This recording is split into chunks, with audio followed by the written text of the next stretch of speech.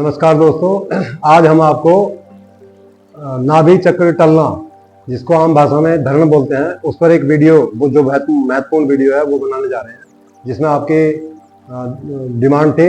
कई लोगों को ये वो था कि आप हमें इस पर एक वीडियो ऐसी बनाएं जो पतले लोगों पे हो या सही तरीके से जो उसके ढंग है करने के उस पर हो। तो हम आज आपको ऐसी वीडियो देंगे जो आपको बहुत महत्वपूर्ण होगी, आपके परिवार के लिए, आपके दोस्तों के लिए।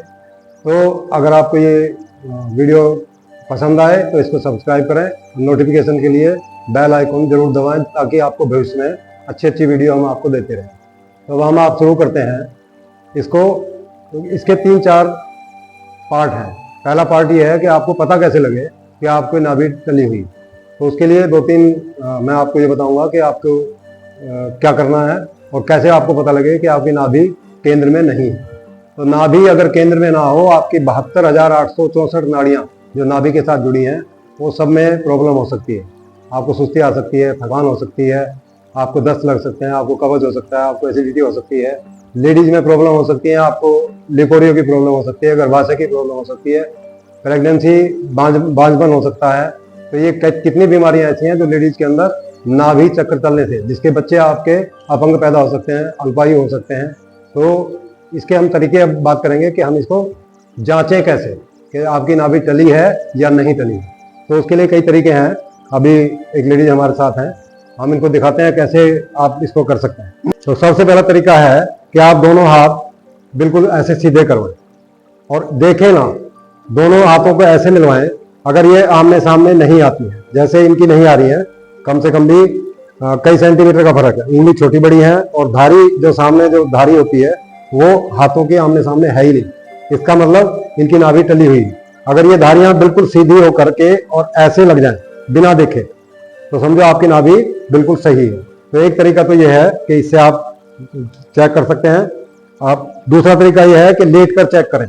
इसका चेक करने का तरीका यह है कि जो आदमी नीचे है उसको ये कहें, थोड़ा अंगूठे के पास से लो, उसको ये कहें कि अंगूठे आप दोनों आपस में मिलाएं। तो अंगूठे अगर आपके ऊपर नीचे आते हैं, एक अंगूठा नीचा एक ऊंचा, तो आपकी नाभि टली हुई है, इसमें कोई शक नहीं है। तीसरा तरीका यह है, वो जो नाभि करते हैं या जिनको नॉलेज है वही इस बात को देख सकते हैं, बाकी को तो इतना इसमें नॉलेज नहीं होती है। तो ऐसे 3 उंगलियां आप साथ में मिलाएं और ऐसे घुमाएं, तो आपको पता लगेगा कि नाभि बिल्कुल बीचों बीच है ही नहीं, इधर उधर बोलती है, लेफ्ट बोलती है, ऊपर बोलती है, नीचे बोलती है। तो ये आप ध्यान रखें, इससे भी आपको पता लग सकता है, लेकिन इसकी जानकारी बहुत जरूरी है। तो ये तीसरा तरीका है।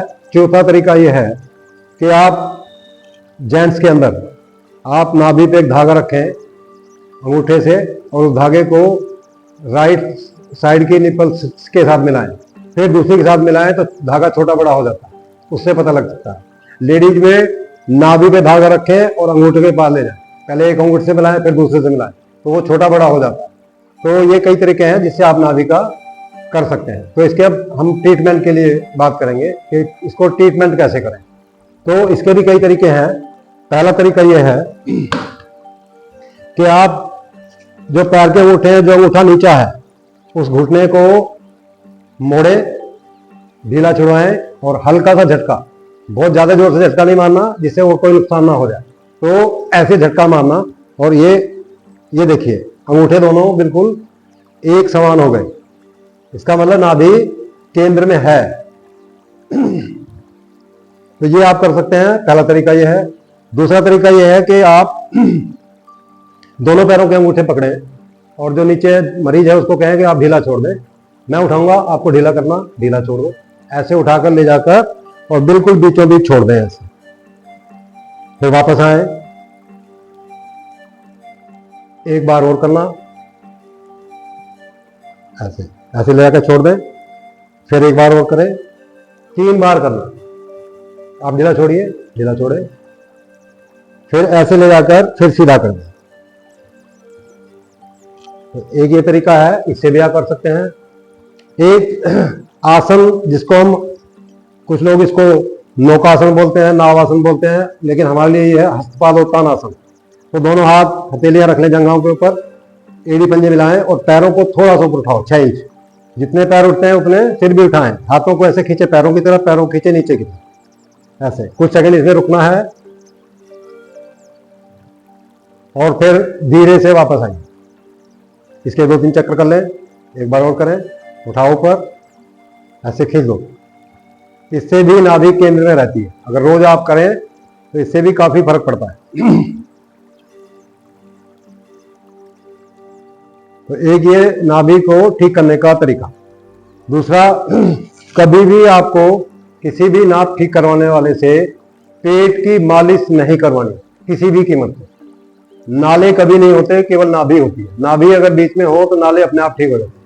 तो किसी के चक्कर में नहीं पड़ना कि नाले, मेरे नाले हो रहे हैं और नालों में मुझे परेशानी हो रही है। नाले कुछ नहीं होते, नाभि होती है। नाभि को अगर केंद्रित कर दें तो नाले अपने आप ठीक हो जाते हैं। अब हम दूसरे तरीके के बारे में बात करेंगे।